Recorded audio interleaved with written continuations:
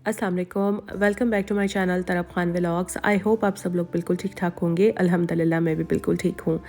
आज जब मैं सुबह सोकर उठी ना तो मेरे दोनों पैरों पर इतनी ज़्यादा स्वेलिंग हुई हुई थी। देखकर एकदम से पहले तो मैं परेशान ही हो गई ना और घबरा गई कि ये स्वेलिंग आखिर मुझे क्यों हो गई है। लेकिन फिर मुझे याद आया कि कल रात जब मैं वॉक करने के लिए गई ना तो मैंने वॉक काफ़ी ज़्यादा टाइम के लिए कर ली थी।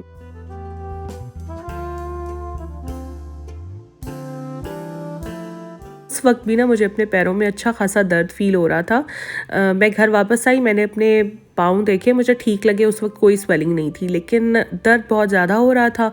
मैं सो गई, सुबह उठी तो ये स्वेलिंग का तोहफ़ा मुझे मिल गया। मैंने मुक़द्दस को कहा कि सबसे पहले तुम मेरे पैरों का अच्छा सा मसाज करो ताकि मेरे पैरों की दुखन भी कम हो और ये स्वेलिंग भी ख़त्म हो जाए। और रात में यकीन करें मैंने इतने ज़्यादा काम अपने लिए लाइन अप करके रखे हुए थे ना कि सुबह मुझे उठना है और सारे काम ये मुझे आज ख़त्म करने ही करने हैं। एक औरत की ज़िंदगी अपने घर से शुरू होकर अपने घर पर ही ख़त्म हो जाती है। औरत हमेशा से मल्टीटास्क कर रही है, चाहे वो मैं हूँ या चाहे कोई भी औरत हो। आप यकीन करें किसी मर्द को अगर आप एक से ज़्यादा काम पकड़ा दें ना तो वो एक वक्त में एक से ज़्यादा काम नहीं कर सकता। लेकिन एक औरत एक वक्त में एक से ज़्यादा काम बहुत आराम से कर लेती है। ये टैलेंट अल्लाह ताला ने सिर्फ औरत को ही दिया है।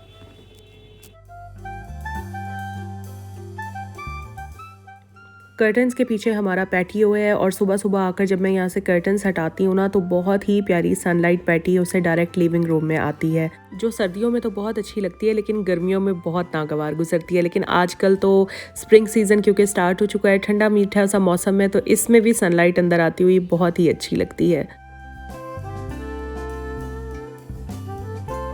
आज मेरे ऊपर काम का लोड थोड़ा ज़्यादा था तो मैंने सोचा दाल बना लेती हूँ। मसूर की दाल फटाफट बन जाती है। मुझे तो रोटी के साथ भी खाने में बहुत अच्छी लगती है लेकिन बच्चे रोटी के साथ नहीं खाते तो मैंने सोचा साथ में थोड़े से राइस बॉईल कर लूँगी, इस तरह बच्चे दाल चावल शौक से खा लेंगे। मैं क्योंकि थायराइड पेशेंट हूँ तो सुबह-सुबह उठकर सबसे पहले मुझे अपनी थायराइड की टैबलेट लेनी होती है। उसके बाद 1 घंटा वेट करना होता है और 1 घंटे बाद ही मैं अपना नाश्ता कर सकती हूँ। तो जो मेरे पुराने सब्सक्राइबर्स हैं उन्हें तो बहुत अच्छी तरह पता है कि नाश्ता तो मैं करती नहीं हूँ, सिर्फ चाय पीती हूँ। तो यहाँ पर मैंने अपने लिए चाय बना ली है। चाय बड़ी ज़रूरी होती है यार दिन को स्टार्ट करने के लिए। चाय का कप लेकर मैं टीवी के आगे बैठूँगी, बस थोड़ा-सा टीवी देखूँगी और उसके बाद अपने दिन के बाकी काम शुरू भी करूँगी और आपके साथ शेयर भी करूँगी।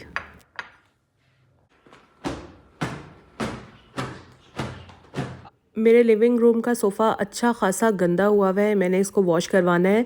पहले तो मैं इसको विंटर में ही वॉश करवाने लगी थी लेकिन फिर मेरे हस्बैंड ने कहा कि अभी वॉश ना करवाओ क्योंकि सर्दियां हैं, ड्राई होने में बहुत टाइम लग जाएगा।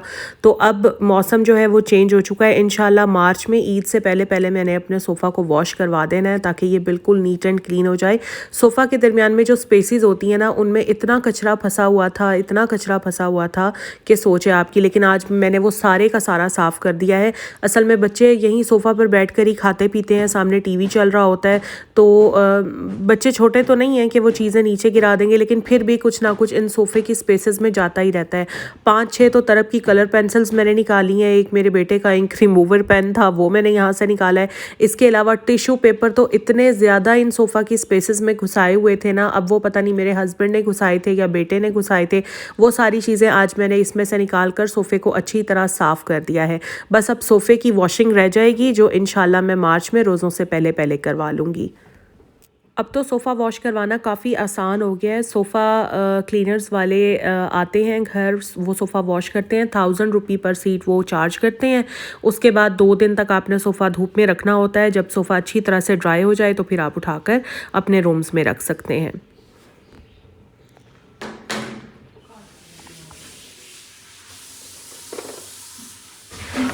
रात मैंने 2 किलो चने भिगोकर रख दिए थे, अब मैं उनको बॉईल कर रही हूँ। मैंने बनाना है चना पुलाव, साथ में चिकन का सालन भी मुझे बनाना है, साथ में नान हो जाएंगे क्योंकि मुझे करनी है अल्लाह ताला के नाम की खैरात। चनों को बॉईल होने में ज़्यादा टाइम नहीं लगेगा क्योंकि पूरी रात के भीगे हुए थे। इतने मैंने सोचा कि जाकर बेडरूम में बिस्तर ठीक कर लेती हूँ।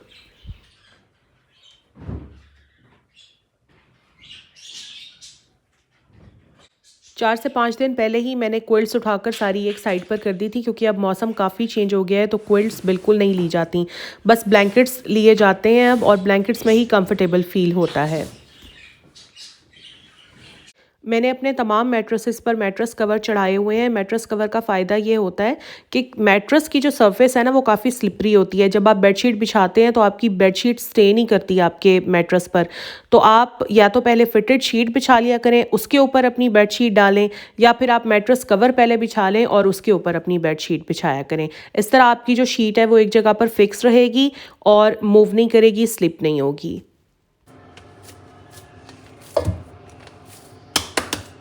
बेड बनाने के बाद मैं आ गई हूँ किचन में, जल्दी जल्दी आटा गूंद रही हूँ और आटा गूंदते गूंदते मुझे एक बात याद आ गई।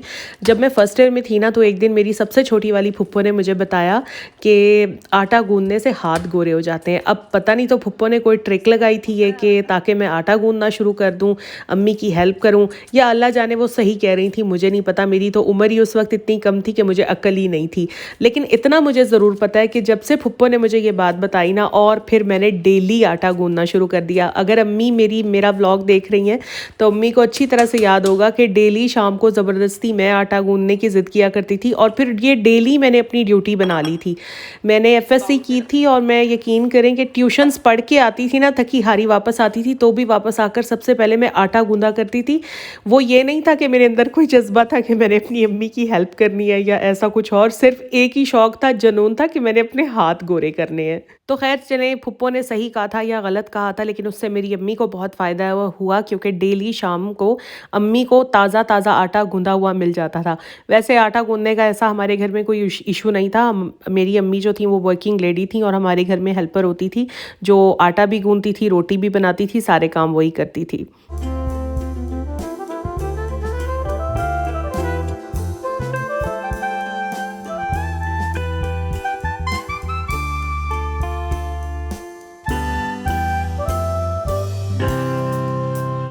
सेंटर टेबल को मैंने अच्छी तरह से साफ़ कर दिया है। बस अब मैं इस पर बिछा रही हूँ रनर। और आजकल इस टेबल पर ना हमारा सिर्फ बीमारियों का ही सामान होता है। ये देखें जी, अब मैं यहाँ पर रखना शुरू हो गई हूँ। सबसे पहले मैंने यहाँ पर रखे हैं मास्क, उसके साथ मैं रखूँगी पैनाडोल की टैबलेट्स, फिर स्ट्रेप्सिल्स, और उसके बाद सैनिटाइज़र्स।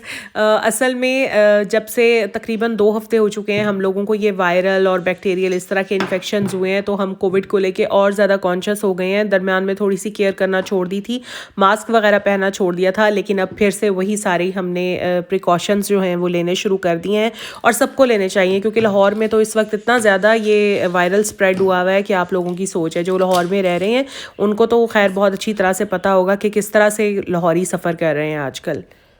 मैं आ गई हूँ किचन में, और किचन में मैं और मुकद्दस मिलकर काम कर रहे हैं। एक्चुअली आज जो मेरे किचन की ऊपर वाली कैबिनेट्स है ना, उसमें 2 डिनर सेट रखे हुए थे, वो मैंने सारे के सारे निकाले हैं। उनको मैं अच्छी तरह से वॉश करूँगी। काफ़ी मिट्टी उनके ऊपर आ गई थी। हालांकि कैबिनेट्स में रखे होते हैं, लेकिन फिर भी पता नहीं कहाँ से मिट्टी आ जाती है। और मेरी शुरू से ये आदत है कि हर 3 से 4 माह के बाद ऐसे डिनर सेट जो यूज़ नहीं हो रहे होते ना, मैं निकाल कर उनको भी साफ़ कर देती हूँ। साथ में जो मेरी कैबिनेट्स हैं उनको भी मैं अच्छी तरह से साफ़ करके बर्तन वापस रख के और कैबिनेट्स को मैं बंद कर देती हूँ।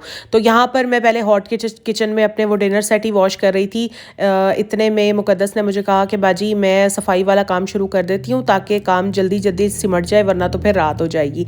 इसीलिए मुकद्दस ने यहाँ पर टेबल्स भी साफ़ करना शुरू कर दी हैं, और इसके बाद किचन काउंटर्स और सिंक भी मुकद्दस वॉश कर लेगी। साथ के साथ मैंने इसको कहा है कि जितनी भी जैम्स की बॉटल हैं, कितने दिनों से ये यहाँ सेंटर टेबल पर पड़ी हुई हैं, ये सारी उठाकर यहाँ कैबिनेट में रख दो। और चीज़ की बॉटल भी मैं देख रही हूँ काफ़ी दिनों से यहीं सेंटर टेबल पर ही रखी हुई है। अब क्योंकि मौसम चेंज हो गया है, तो ये चीज़ स्प्रेड अगर बाहर रखेंगे तो ये ख़राब हो जाएगा। मैंने मुकद्दस को बोला कि साथ के साथ इसको भी फ्रिज में रख दो। आप लोगों के साथ एक बात शेयर करती चलूँ, मैंने अक्सर देखा है कि जो लोग जैम्स वगैरह यूज़ करते हैं ना, तो वो जैम्स को हमेशा फ्रिज में रखते हैं, जबकि जैम्स कभी भी फ्रिज में नहीं रखते। और अगर आप किसी भी कंपनी का जैम ले लें, शेज़ान का ले लें, मिचल्स का ले लें, अगर आप उसके ऊपर गौर से पढ़ें तो लिखा होता है कि जैम्स को रेफ्रिजरेटर में ना रखें। तो आप लोग देख लीजिएगा, बेशक अगर आप जैम को रेफ्रिजरेटर में रखेंगे ना, तो जब आप स्लाइस पे लगाने की कोशिश करेंगे तो स्लाइस पर जैम स्प्रेड होता ही नहीं है, सही तरह से लगता ही नहीं है। इसीलिए जैम्स की बॉटल्स पर लिखा होता है कि जैम्स को फ्रिज में ना रखें। तो जनाब, हर चीज़ फ्रिज में रखने के लिए नहीं होती है। अभी मैं जा रही हूँ बाहर अपना गीज़र देखने के लिए। असल में कल शाम को जब मैं गीज़र ऑन करने के लिए आई ना, तो मुझे ऐसे फ़ील हुआ था कि गीज़र में शायद कोई लीकेज हुई हुई है और पानी गिर रहा था। लेकिन उस वक्त क्योंकि अंधेरा था, मुझे सही तरह से पता नहीं चल सका। अभी मैंने कहा जाकर देख लूँ कि आखिर प्रॉब्लम है कहाँ। अगर कोई वाकई कोई सीरियस किस्म की प्रॉब्लम है तो फिर फौरी तौर पर प्लम्बर को कॉल करती हूँ ताकि वो आकर देख ले। लेकिन यहाँ पर मैंने देखा कि यहाँ तो खूब अच्छा खासा जंग भी लगा हुआ था। खैर गीज़र्स में जंग तो लग ही जाता है, ये कोई इतने अचंभे वाली बात नहीं थी, लेकिन पानी अंदर से टपक रहा था। आप लोगों को अभी मैं दिखाती हूँ, ड्रॉप टू ड्रॉप आपको टपकता हुआ फील होगा। ये देखें पानी टपक रहा है। तो मैंने फ़ौरन अपने हस्बैंड को कॉल की और उन्हें बताया कि गीज़र में से इस तरह से पानी टपक रहा है, अगर आप कहते हैं तो मैं प्लम्बर को कॉल कर लेती हूँ। तो मेरे हस्बैंड कहने लगे कि नहीं, प्लम्बर को रहने दो, शायद गीज़र का जो टैंक है ना वो लीक होना शुरू हो गया है। और गीज़र की लाइफ जो है बकौल मेरे हस्बैंड की बस इतनी ही होती है। तो वो कहते हैं कि बजाय इसके कि हम इसमें टांका लगवाएं तो हम गीज़र को रिप्लेस ही करवा देंगे। अब तो सीज़न क्योंकि ऑफ होने वाला है तो इंशाल्लाह फिर नेक्स्ट सीज़न में हम लोग न्यू गीज़र बाई कर लेंगे। समझिए, ये बाइक पर अच्छी तरह कपड़ा मार दो, सारी मट्टी उतार दो जी। अच्छा, तो आज की वीडियो में मैं एक चैनल को शाउट आउट दे रही हूँ जिनका नाम है न्यू फंडामेंटल्स। इनका चैनल मुझे इसलिए पसंद आया है कि ये अपनी वीडियोस में इस तरह की टिप्स देती हैं, इस तरह की ट्रिक्स बताती हैं जो घर बैठी ख़वातीन के लिए बहुत ज़्यादा इंपॉर्टेंट हैं। ऐसी ख़वातीन जो घर में बैठी हैं, जो बाहर जाकर काम नहीं कर सकती हैं, वो इनके चैनल पर जाएँ, इनकी वीडियोस देखें, क्योंकि इन्होंने इतने ज़्यादा तरीके बताए हुए हैं ना कि ख़वातीन घर में बैठकर आराम से ऑनलाइन अर्निंग किस तरह से कर सकती हैं। और ऑनलाइन अर्निंग करने का कोई एक तरीका नहीं होता, काफ़ी तरीके होते हैं जो उन्होंने एक्सप्लेन अपनी वीडियोस में कर भी दिए हैं। और आहिस्ता आहिस्ता वक्त के साथ साथ मज़ीद वीडियोस बना कर वो आपको एक्सप्लेन करती रहेंगी। तो आप ज़रूर जाइएगा, उनका चैनल सब्सक्राइब कर लीजिएगा, बेल आइकन को प्रेस करके ऑल पर क्लिक कर लीजिएगा। मैं उनका लिंक डिस्क्रिप्शन में डाल रही हूँ, आप लिंक पर क्लिक करेंगे तो आप डायरेक्ट उनके चैनल पर चले जाएंगे। क्लियरली आप लोगों को बता दूं कि ये पेड शाउट आउट नहीं है। मुझे पर्सनली इनका चैनल पसंद आया था और मैं चाहती थी कि जितनी मेरी सब्सक्राइबर्स हैं, जितनी ख़वातीन मुझे देखती हैं, तो उनकी भी किसी ना किसी तरह से हेल्प हो जाए। बस इसीलिए मैंने इनके चैनल को शाउट आउट दिया।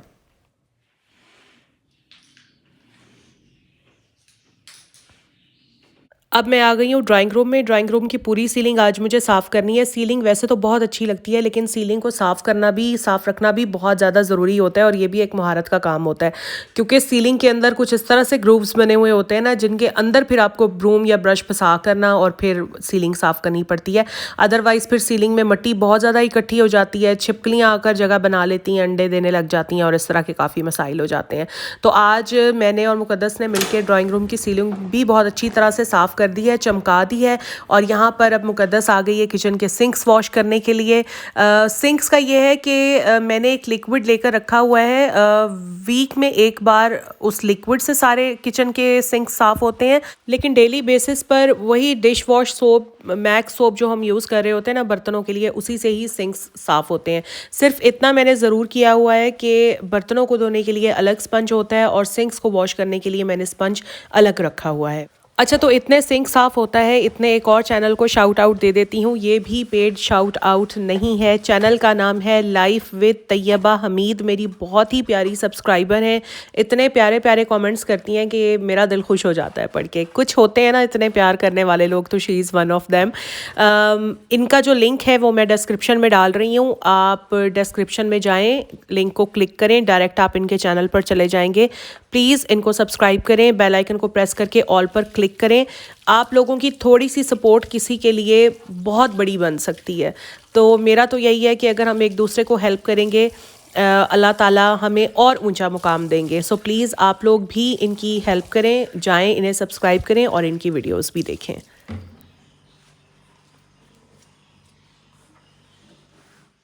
सबसे आखिर में बारी आती है माइक्रोवेव की। और माइक्रोवेव क्योंकि डेली यूज़ होने वाली चीज़ होती है, तो रात को सोने से पहले आप अगर माइक्रोवेव में हल्का सा गीला कपड़ा भी लगा देना तो माइक्रोवेव आपका साफ़ रहता है और बहुत अरसा चलता है। ये जो मेरा माइक्रोवेव है ना, ये मेरा जहेज़ का माइक्रोवेव है और मेरी शादी को माशाल्लाह माशाल्लाह 16 साल हो चुके हैं। मेरा बेटा भी माशाल्लाह 15 साल का हो गया है, लेकिन ये माइक्रोवेव आज तक वैसे का वैसा ही है। एक सिंगल टाइम भी ना तो ये कभी ख़राब हुआ है, ना ही इसमें कभी कोई और प्रॉब्लम आई है। सिर्फ इतना ज़रूर हुआ है कि थोड़ा सा इसका जो कलर वाइट था ना, वो थोड़ा सा ख़राब होकर ना येलोइश साइड की तरफ चला गया, येलोइश टोन में चला गया है। अदरवाइज़ माइक्रोवेव वैसे का वैसा ही है। मैंने बहुत सारे लोगों को देखा है कि माइक्रोवेव भी अपने सदियों में साफ़ करवाते हैं, 3-3 4-4 महीने माइक्रोवेव साफ़ करते ही नहीं है। फिर वो इतना ज़्यादा स्टिकी, इतना गंदा हो जाता है कि फिर एक माइक्रोवेव को साफ़ करने पे घंटों लग जाते हैं। तो डेली अगर आप कपड़ा मार देना इसके अंदर तो ये कहीं नहीं जाएगा, ये नए का नए रहेगा। अभी आप लोग देख रहे हैं ये पेल का माइक्रोवेव था और यकीन करें मेरा इसे चेंज करने का दिल करता ही नहीं है, क्योंकि जब काम ठीक कर रहा है तो मैं इसको क्यों वेस्ट करूँ ऐसे ही। तो बस ये था मेरा आज का व्लॉग। बहुत ज़्यादा होप कर रही हूँ कि आपको मेरी आज की मेहनत पसंद आई होगी। अगर थोड़ी सी भी अच्छी लगी है ना तो लाइक ज़रूर कीजिएगा। अगर आप मेरे चैनल पर नए हैं तो सब्सक्राइब भी ज़रूर कर लीजिएगा और इसी तरह से मुझे सपोर्ट करते रहें, मुझे प्यार करते रहें, अच्छे अच्छे कमेंट्स करते रहें। अपना ख्याल रखें। अल्लाह हाफ़िज़।